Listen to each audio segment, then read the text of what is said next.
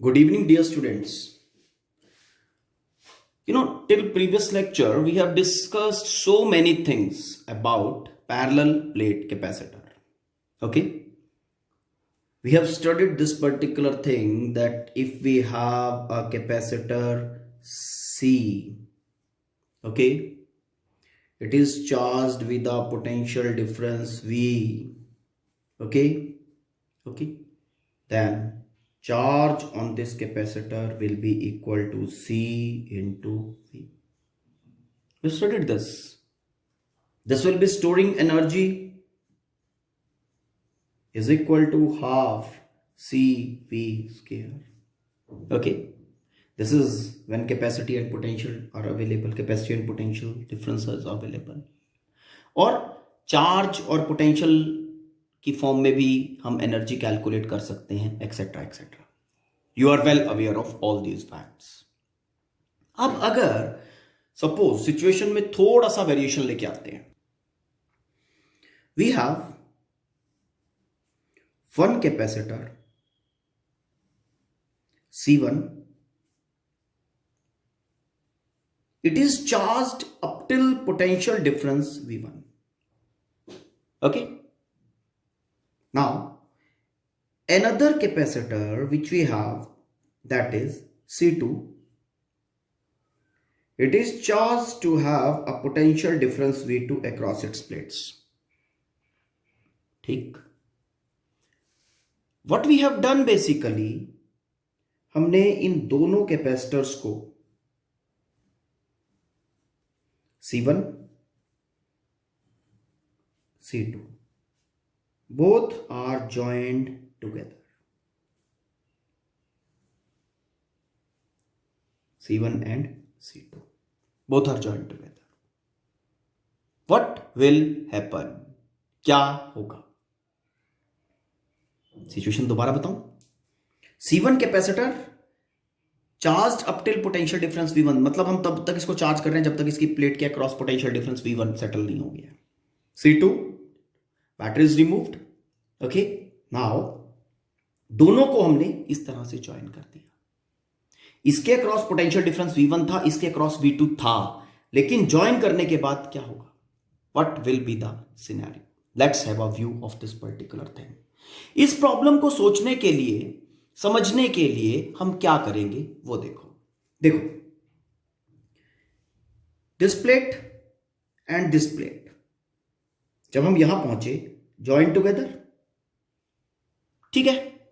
अब 10th class में आपने पढ़ा था जब भी पोटेंशियल डिफरेंस होगा, ओके, अब इस प्लेट और इस प्लेट के बीच में check about the potential difference. जब पोटेंशियल डिफरेंस होगा तो जिस प्लेट के ऊपर पोटेंशियल ज्यादा है वहां से चार्जेस मूव करना स्टार्ट कर देंगे उस प्लेट की तरफ जहां पे पोटेंशियल डिफरेंस कम है. तो क्या होगा? जब चार्जेस प्लेट से बाहर निकलेंगे उस प्लेट का पोटेंशियल कम होता जाएगा और अदर प्लेट जिसका पोटेंशियल कम है, जहां चार्जेस ऐड होंगे वहां पोटेंशियल बढ़ता जाएगा. और अ टाइम विल कम जब दोनों प्लेट्स के का पोटेंशियल बराबर हो जाएगा, okay, and no potential difference will remain between both the plates. जब दोनों प्लेट्स के बीच में कोई पोटेंशियल डिफरेंस नहीं रहेगा तब दोनों के बीच में इक्विलिब्रियम सिचुएशन आ जाएगी और कोई चार्ज इधर उधर ट्रांसफर नहीं होगा. मीन द चार्जेस जो होंगे वो एक प्लेट से दूसरी प्लेट पे जाएंगे in order to balance the potential. ठीक है. पोटेंशियल डिफरेंस को जीरो करने के लिए, पोटेंशियल डिफरेंस जीरो होगा तभी तो करंट जीरो होगा. करंट जीरो मतलब चार्ज मूवमेंट. ठीक. इसी तरह से सेम कैपेसिटर का हाल होगा. सेम प्लेट का, ये वाली प्लेट, अदर प्लेट की बात कर ले, ये वाला. ठीक. इन दोनों का पोटेंशियल जब तक बैलेंस नहीं होगा, दोनों का पोटेंशियल जब तक बराबर नहीं होगा, इनिशियली तो डिफरेंट थे ना, जब तक दोनों का पोटेंशियल बराबर नहीं होगा तब तक चार्जेस का रिडिस्ट्रीब्यूशन चलता रहेगा. ओके. ये चार्जेस एक दूसरे से लेते रहेंगे. जिसका पोटेंशियल ज्यादा होगा that will give out the charges और जिसका पोटेंशियल कम होगा that will take the charges. Okay. ठीक. फाइनली दोनों का पोटेंशियल जब बैलेंस हो जाएगा चार्जेस का रिडिस्ट्रीब्यूशन पाथ, इक्विलिब्रियम सिचुएशन आ जाएगा और उसके बाद चार्जेस का कैपेसिटर्स में कोई रिडिस्ट्रीब्यूशन नहीं होगा। इसका मतलब क्या है, इसका पोटेंशियल और इसका पोटेंशियल सेम हो गया, इसका पोटेंशियल और इसका पोटेंशियल सेम हो गए, ठीक है, दोनों में इसका और इसका पोटेंशियल डिफरेंस जीरो, इसका और इसका potential difference zero, no flow of charge. अब देखना इस सिचुएशन के बाद सपोज इसका पोटेंशियल कुछ है, इसका पोटेंशियल हैज सम वैल्यू, तो इसके क्रॉस एक फिक्स्ड पोटेंशियल डिफरेंस आ जाएगा। Whatever is the potential of this plate that same is the potential of this particular plate, whatever is potential of this plate that same is the potential of this particular plate. मतलब whatever potential difference will be appearing across this particular capacitor, that same will be the potential difference appearing across the second capacitor when the equilibrium situation will be achieved, when there will not be any transfer of charge. Okay, mean दोनों capacitors के across same potential difference आ गया, got it? Now this value of potential difference across both the capacitor, okay, this is known as common potential.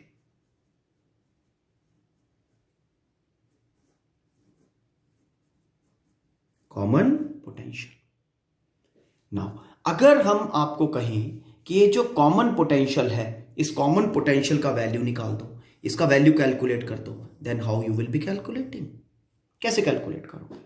इसको calculate करने के लिए बड़ा simple सा हिसाब किताब है, okay, apply conservation of charge. What is happening, this capacitor is having charge, this capacitor is having charge, both are joint together. जब दोनों को जॉइंट टुगेदर कर दिया, क्या सिस्टम से बाहर कोई चार्ज गया? Answer is no, okay. तो जब सिस्टम से बाहर कोई चार्ज नहीं गया, व्हाट इट, सिस्टम से बाहर कोई चार्ज नहीं गया तो कंजर्वेशन ऑफ चार्ज अप्लाई हो जाएगा, ओके, और कंजर्वेशन ऑफ चार्ज अप्लाई हो जाएगा तो देन ठीक, let us see now applying conservation of charge, okay, mean charge here and charge here both has to be same, okay, applying conservation of charge.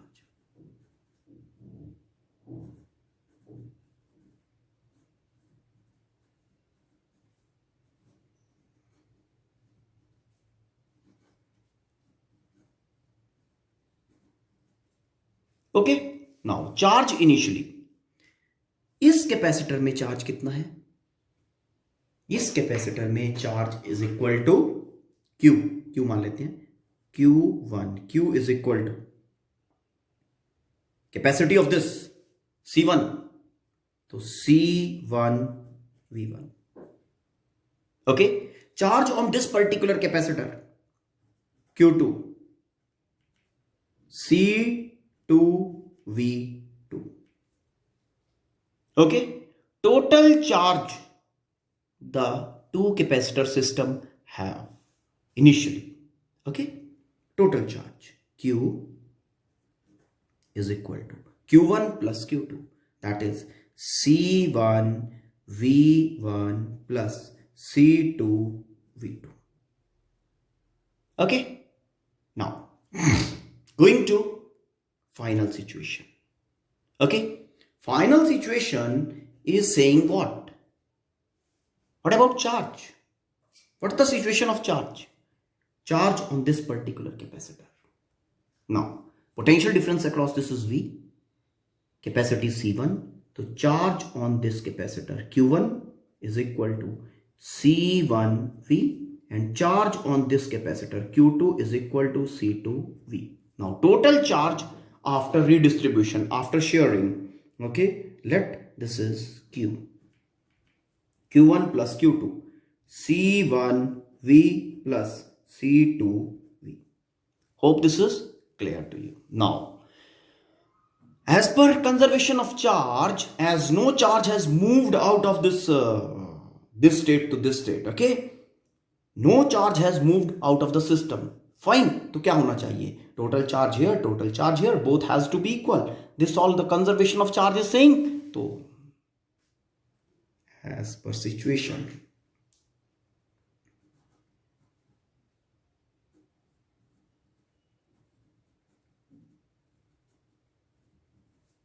okay, This Q has to be this Q. Hope this is clear. So if this particular thing is equal, then what we are getting?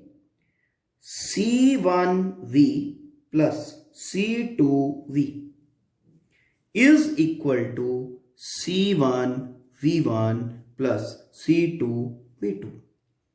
V common, and from here we can have this relation. V is equal to C1V1 C2V2 over